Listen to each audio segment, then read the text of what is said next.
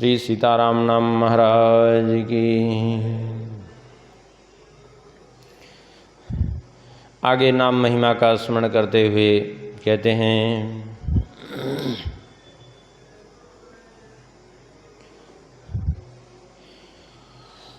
अंतर्जपन्ति ये नामो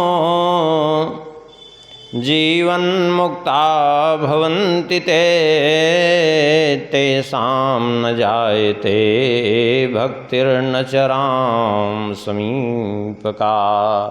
जो अंतर में निरंतर श्री राम नाम का जप करते रहते हैं, जीवन मुक्ता भवन्ति ते, वे निश्चय ही जीवन मुक्त हो जाते हैं और उन्हें श्री राम जी कहते हैं। लेकिन एक बड़ी विचित्र बात कह रहे हैं भगवान शंकर जी, कहते हैं अंतर जपंत ये नामो जीवन मुक्ता भवन्ति ते, जीवन मुक्त तो हो जाते हैं वे, लेकिन तेषाम न जायते भक्तिर न चराम समीपका। श्री राम जी की नित्य समीपता और भगवत सेवा में प्राप्ति में उनकी थोड़ा सा कठिनता रहती है। तब क्या करें? बोले श्री राम नाम का जप जो है जिह्वयाप्यंतरेणैव राम नाम जपन्ति, अंतर से और बाहर जिह्वा से दोनों का श्री राम नाम का जप करे। देखिए मंत्र जप जो है अंतर में जपना चाहिए और नाम जप ऐसा करे कि अंतर बाहर दोनों से ही निकले, तब उससे क्या होगा?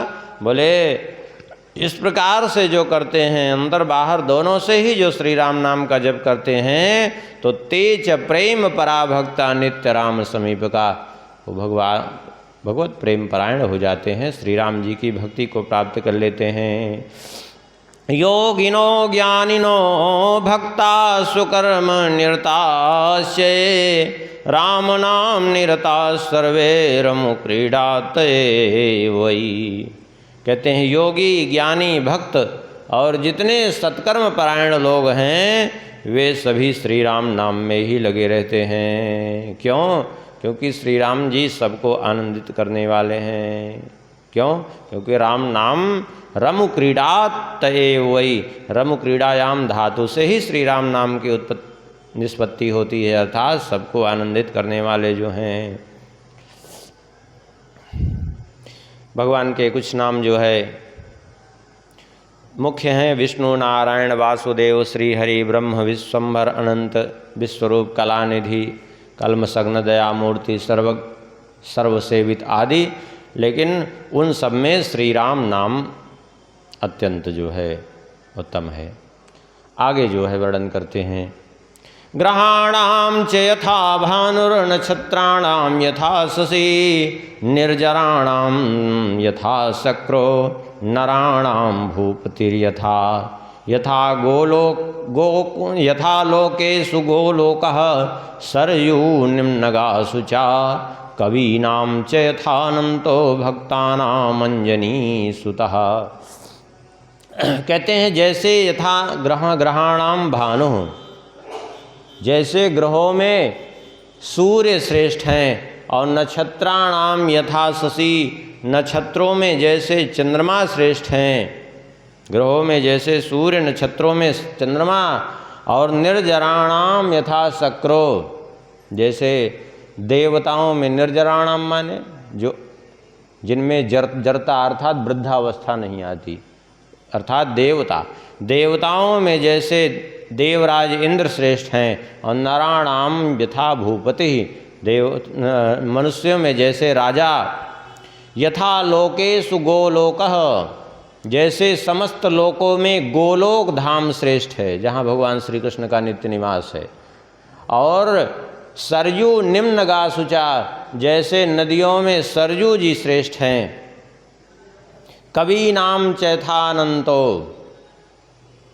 भक्तानाम अंजनी सुतः, विद्वानों में जैसे अनंत अर्थात भगवान शेष जी, अर्थात भगवान का निरंतर गुणगान करने वाले हैं भगवान शेष जी, उनसे बढ़कर के कोई कवि नहीं। कवि माने काव्य रचना करने वाला नहीं, कवि माने जो निरंतर भगवत गुणगान में लगा हुआ हो, विद्वान हो, भगवान के स्वरूप का तत्वतः जिसको बोध हो, उसको वास्तव में कवि कहते हैं। कवि माने वो गुणगान करने वाला नहीं कि जो मन में आवे वही आलाप है और कुछ भी कर दे, ये कवि नहीं कहते। और भक्ता नाम अंजनी सुतः, जैसे भक्तों में हनुमान जी श्रेष्ठ हैं। शक्ति नाम च यथा सीता, समस्त शक्तियों में जैसे सीता जी श्रेष्ठ हैं। रामो भगवतामपि, भगवान के सब स्वरूपों में जैसे श्री राम जी। अभूधराणाम यथा मेरु, जैसे पर्वतों में सुमेरु पर्वत। और सरसा नाम सागरो यथा, जैसे समस्त सरोवरों में समुद्र श्रेष्ठ है। और कामधेनुर गवाम मध्य, जैसे गायों में कामधेनु श्रेष्ठ है। धन्वी नाम मन्मथो यथा, जैसे समस्त धनुर्धारियों में कामदेव श्रेष्ठ है। वैसे कोई धनुर्धर होगा, वो कोई न कोई दिव्यास्त्र प्रयोग करके किसी को नष्ट करेगा। और कामदेव पुष्प बाण लेकर के सारे जगत को जो है वशीभूत कर देता है। कोई धनुर्धर मारेगा तो जिस पर बाण प्रयोग करेगा उस पर काम करेगा वो। अब वो एक बाण चलाता है तो सारे जगत को अपने वशीभूत करता है। इसलिए धनुर्धराणाम में क्या उदाहरण दिया, पुष्प का धनुष, पुष्प का बाण प्रयोग करके सारे जगत को सकल भुवन अपने बस कीने कामदेव। तो इसलिए कामदेव समस्त धनुर्धारियों में श्रेष्ठ कहा गया। पक्षिणानाम पक्षिणाम वैनतेयस्य, पक्षियों में जैसे गरुण जी श्रेष्ठ हैं। और तीर्थानाम पुष्करो यथा, तीर्थों में जैसे पुष्कर श्रेष्ठ है, क्योंकि तीर्थों का गुरु माना जाता है पुष्कर। तीर्थ जैसे तीर्थों का राजा है प्रयाग, ऐसे तीर्थों का गुरु है पुष्कर। अहिंसा सर्वधर्माणाम, जैसे समस्त धर्मों में अहिंसा धर्म सर्वश्रेष्ठ है। और साधुत्वेपि दया यथा, जैसे साधुता के समस्त गुणों में दया श्रेष्ठ है। और मेदिनाम क्षमणाम मध्य, समस्त क्षमाशीलों में जैसे पृथ्वी श्रेष्ठ है।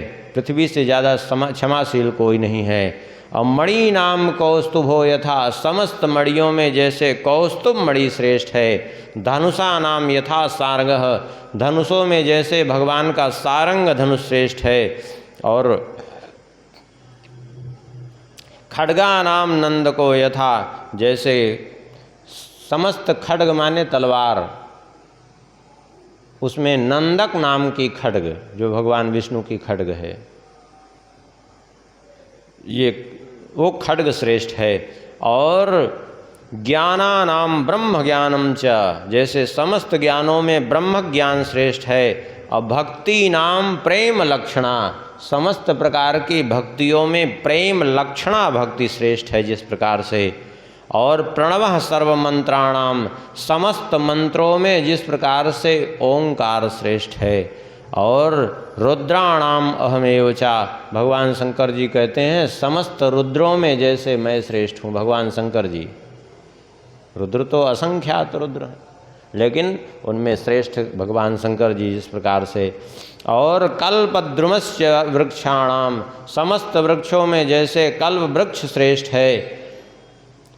यथा अयोध्या पुरी सुचा, पुरियों में जैसे अयोध्या श्रेष्ठ है। कर्मणाम भगवत कर्म, जैसे समस्त कर्मों में भगवत कर्म श्रेष्ठ है।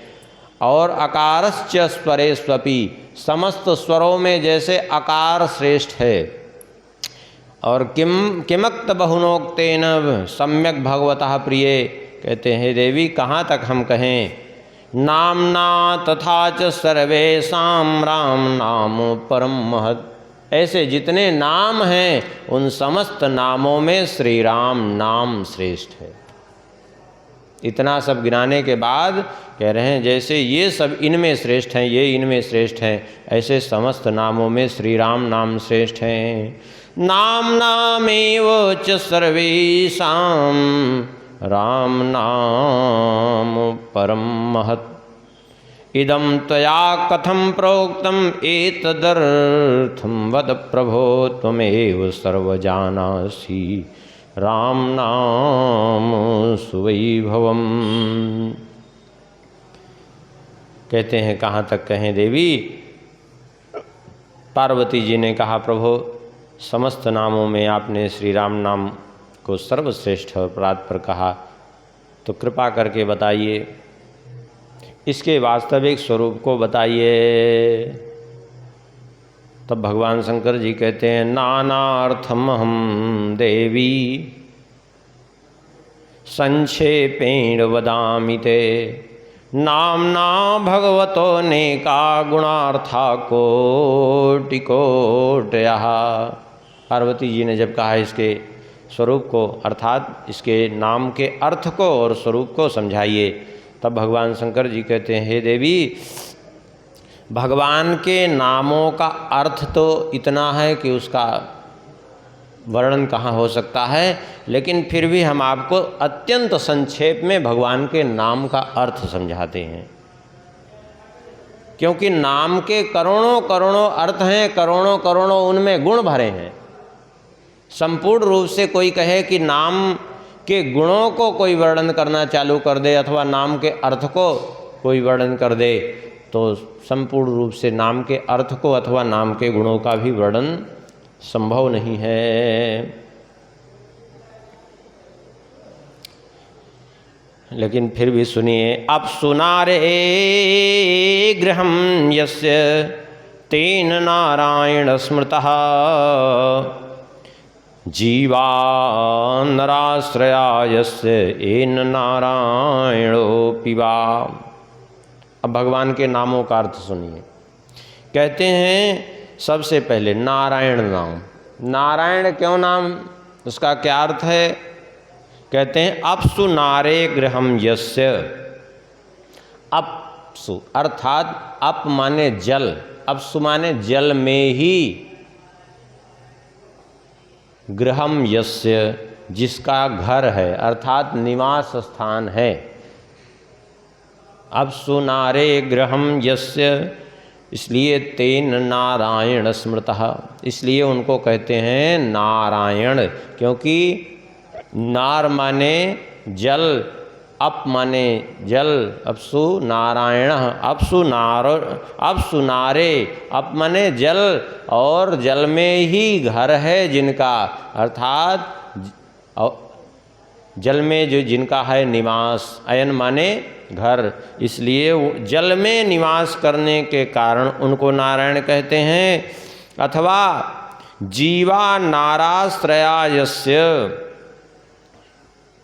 अथवा जीव मात्र के नारो जीव समूहस्य, जीव समूह को नार कहते हैं, समस्त जीवों को नार कहते हैं और उनके समस्त जीवों के आश्रय हैं भगवान, इसलिए उनको नारायण कहते हैं।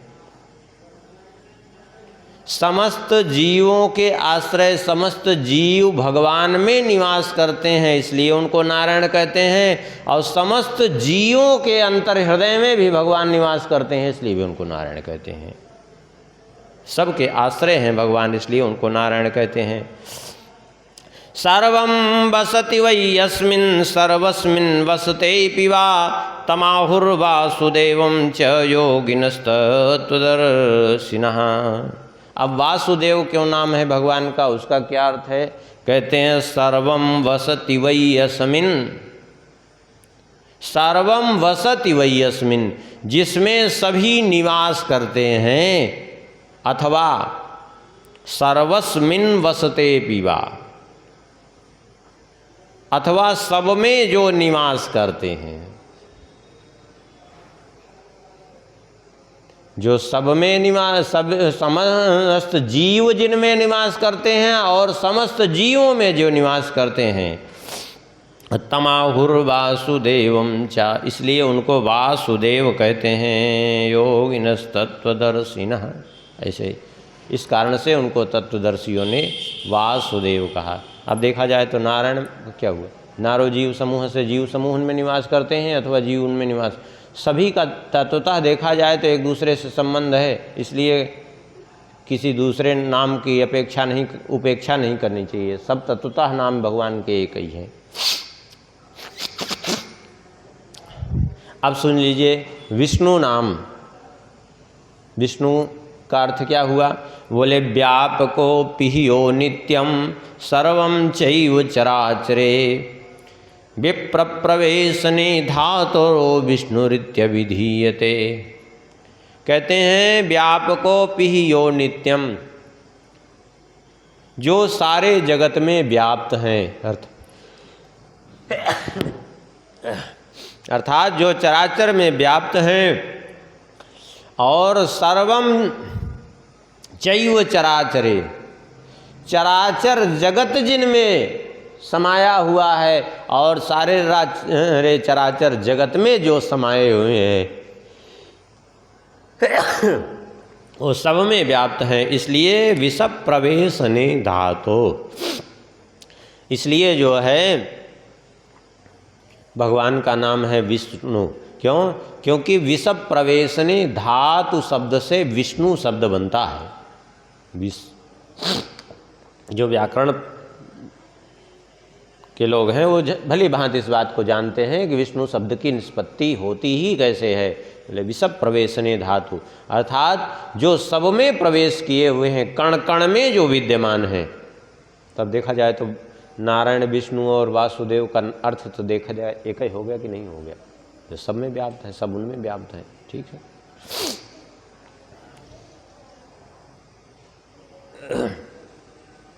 उनको क्या कहते हैं? भले विष्णुरित्य विधीयते, इसलिए उनको विष्णु कहते हैं। और हरि नाम, हरि नाम क्यों उनका नाम? बोले कथ्यते च हरिर्नित्यं भक्तानां क्लेशनाशनः भरणं पोषणं विश्वं विश्वं भर इति स्मृतः। हरि क्यों कहते हैं? बोले कथ्यते स हरिर्नित्यम, उनको नित्य हरि कहते हैं। नित्य हरि क्यों कहते हैं? बोले भक्तानाम क्लेशनाशन, क्योंकि भक्तों के कष्टों का नाश करने वाले हैं। कष्टों का नाश कैसे? बोले हरिर हरति पापानि दुष्ट चित्तैरपि स्मृता। हरि है वो ना, हरि माने हरति पापानि यह स हरि, हरति कष्टानाम यह स हरि, अर्थात जो पापों का हरण करें, जो कष्टों का हरण करे। हरि चित्तानाम यह स हरि, जो चित्त का हरण कर दे वो हरि है। अब जो मान लिया, ये मान के चलते हैं नहीं हम तो राम जी के भक्त हैं, हम हरि नाम नहीं लेंगे, हम विष्णु नाम नहीं लेंगे, तो इसका मतलब आप ये कहना चाहते हैं कि राम जी सब में नहीं है, यही कहेंगे ना अपना? राम जी दूसरे के चित्त का हरण नहीं करते, राम जी पाप का हरण नहीं करते, यही आप कहेंगे। राम जी कष्ट का हरण नहीं करते ही हैं। अगर आप जो है अलग अलग सिद्ध करना चाहेंगे तो आप अपने ही जाल में फंसेंगे, बाकी कुछ नहीं हो, क्योंकि सबका तत्वतः जो है एक दूसरे से संबंध है।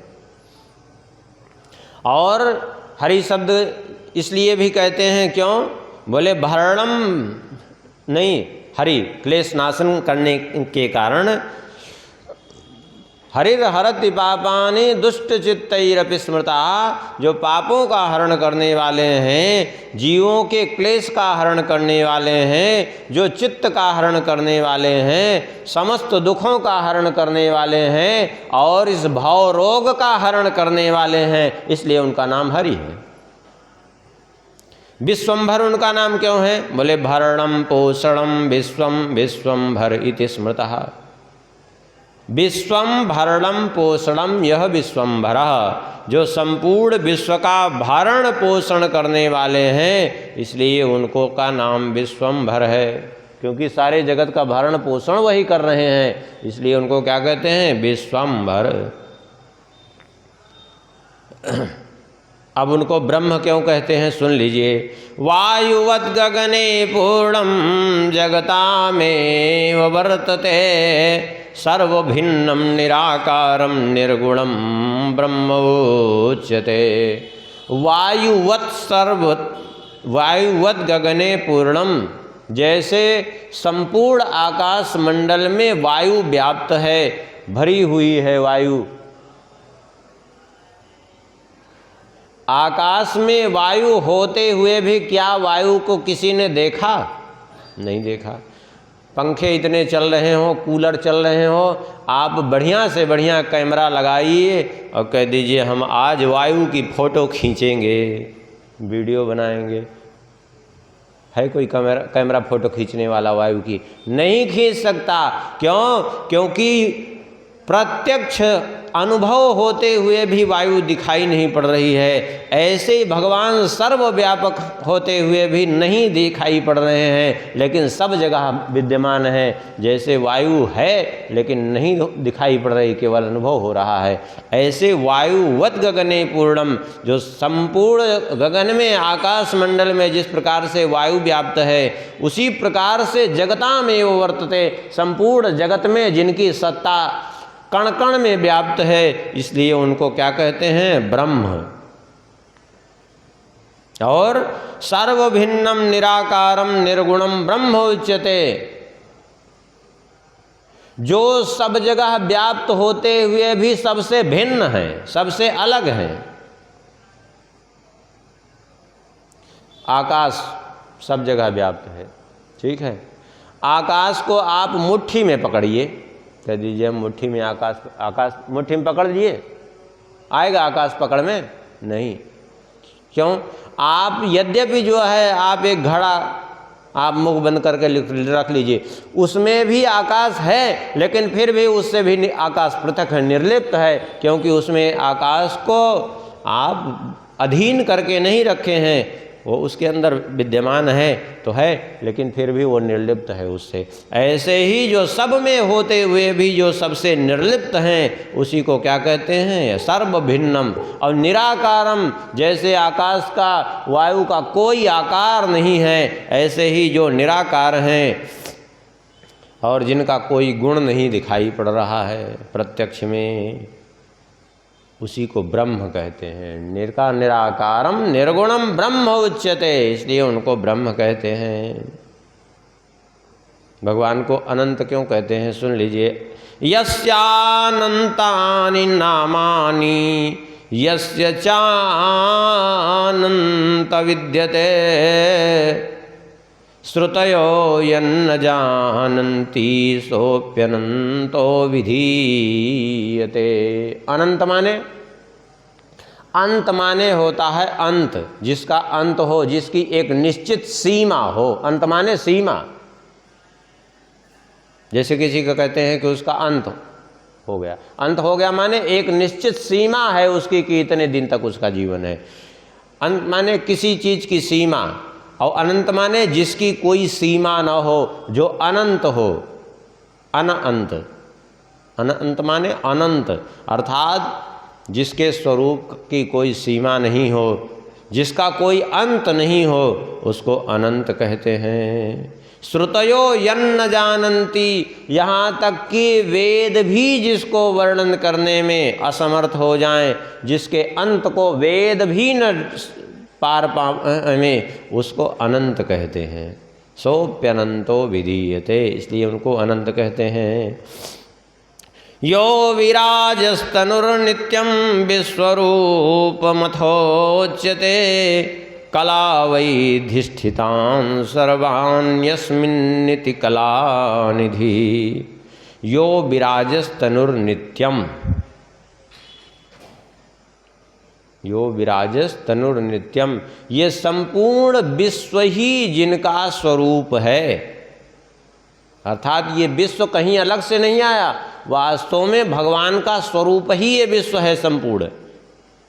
ये विश्व में, अब जैसे विश्व है, अब इसमें नदियाँ दिख रही हैं, क्या हैं भगवान की? ये शरीर की नसें हैं नदियाँ। ये वृक्ष दिख रहे हैं, क्या हैं? ये भगवान की रोमावलियाँ हैं। ये सूर्य दिख रहे हैं, चंद्र दिख रहे हैं, क्या हैं? भगवान के नेत्र हैं।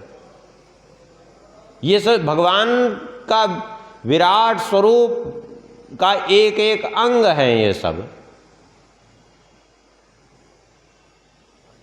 ये तमाम तारे दिखते हैं, ये क्या हैं? जैसे हम लोगों के रोम छिद्र होते हैं, ऐसे वो एक एक रोम छिद्र के समान। ये सब भगवान के सब स्वरूप में ही है। इसलिए उनको यो बिना विराजस तनुर नित्यम विश्वरूप मथोक्षते, इसलिए उनको उन विश्वरूप को विराट कहते हैं। विश्वम राजते विराट, अर्थात संपूर्ण विश्व जिनमें सुशोभित हो रहा है। और कला वै धिष्ठितान सर्वान् यस्मिन् निति कलानिधि, समस्त कलाएं जिसमें अधिष्ठित हों, अर्थात समस्त कलाएं जिसमें विराजमान हों, इसलिए उनको कलानिधि कहते हैं। समस्त कलाएं जिनमें विद्यमान हों, कलाओं के जो भंडार हों, समुद्र हों, उनको कलानिधि कहते हैं। सर्वाण्येतानि नामानि मया प्रोक्तानि यानि च सच्चिदानंद रूपाणि नामान्येतानि सर्वशः। भगवान कहते हैं भोलेनाथ कि हे देवी, भगवान के बहुत नाम हैं, अनंत नाम हैं, और सबका अपना अपना नाम है, गुण है। ये जो मुख्य मुख्य नाम लोक में प्रसिद्ध हैं, उन नामों की हमने चर्चा की। कहते हैं ये भगवान के ये सब नाम हैं। ये सभी नाम जो है, इनमें कोई ऐसा नहीं कि कोई छोटा बड़ा। कह रहे हैं कि जो है सच्चिदानंद रूपाणि नामान्येतानि सर्वशः, ये सभी नाम सच्चिदानंद स्वरूप हैं। जैसे भगवान सच्चिदानंद स्वरूप हैं, ऐसे भगवान के सभी नाम सच्चिदानंद स्वरूप हैं, सभी महिमावान हैं, सभी सर्वगुण संपन्न हैं। परंतु नाम भेदस्य संक्षेपेण वदामि ते सच्चिदानंद रूपैश्च त्रिविरेभि पृथक पृथक। कहते हैं हे देवी, ये मैंने जो है संक्षेप में आपसे नाम भेद का वर्णन किया। वैसे देखा जाए तो सभी सच्चिदानंद स्वरूप हैं, सभी तत्वतः जो है एक ही स्वरूप हैं, एक दूसरे से अपृथक हैं, लेकिन अलग अलग नाम तो उनके अनुसार मैंने उनका भेद प्रस्तुत किया अलग अलग ढंग से। इसलिए उनमें कोई भेद आपस में नहीं मानना चाहिए, क्योंकि सभी नाम तत्वतः एक हैं। वर्तते नाम भेदम वर्तते नाम नामेदम सत्यम दृष्ट्वा महेश्वरी नामान्यनेकानि मया प्रोक्तानि पार्वती। भगवान भोलेनाथ कहते हैं देवी, ये मैंने श्री राम जी के विभिन्न नामों को वर्णन किया, और सभी सच्चिदानंद स्वरूप हैं। सभी नामों में सच्चित और आनंद, ये तीनों ही जो है पूर्ण रूप से विद्यमान है, कोई भी भगवान के नाम हो। और कस्मिन् मुख्यौ सदानंदौ कश्चिन् मुख्यौ सदानंदौ चिद्रगमन तथोच्यते कस्मिंश्चित् सतौ मुख्यौ चानंदम गमनम श्रुतम। अब यह है कि कुछ नामों में सत्स्वरूप की अधिकता दिखती है, कुछ नामों में आनंद स्वरूप की अधिकता दिखती है, चित स्वरूप गुप्त है, और कुछ नामों में चित स्वरूप की अधिकता सत्स्वरूप मुख्यता से दिखाई पड़ता है, चित स्वरूप मुख्यता से दिखाई पड़ता है, आनंद उसमें गुप्त दिखाई पड़ता है। लेकिन तत्वतः जो है कोई भेद नामों में नहीं है। इसलिए हे देवी, त्वमेवमेव नामानि विद्धि सर्वाणि पार्वती, नाम भेदम वदाम्यन्नम प्रवीणे शृणु भक्तितः।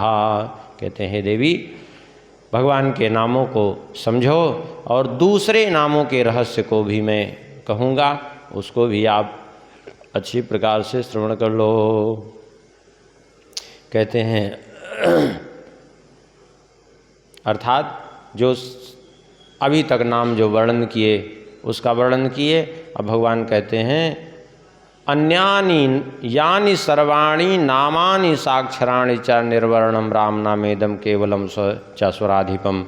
अन्य जो श्री राम जी के नाम हैं, सभी नाम जो है अपने आप में श्रेष्ठ हैं, उनका आगे हम वर्णन करेंगे। अभी यहीं जो है इस कथा को विश्राम करते हैं, शेष भगवत कृपा से आगे प्रसंग में स्मरण करेंगे। सिया बोल सिया बोल सिया सिया बोल, श्री राम राघव ऋषिकेश बोल।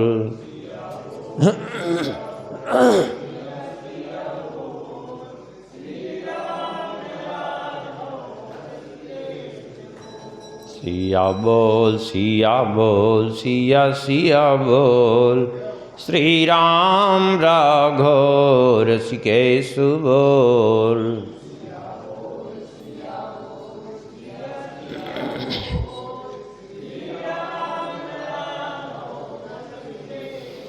सिया बोल सिया बोल सिया बोल सिया बोल।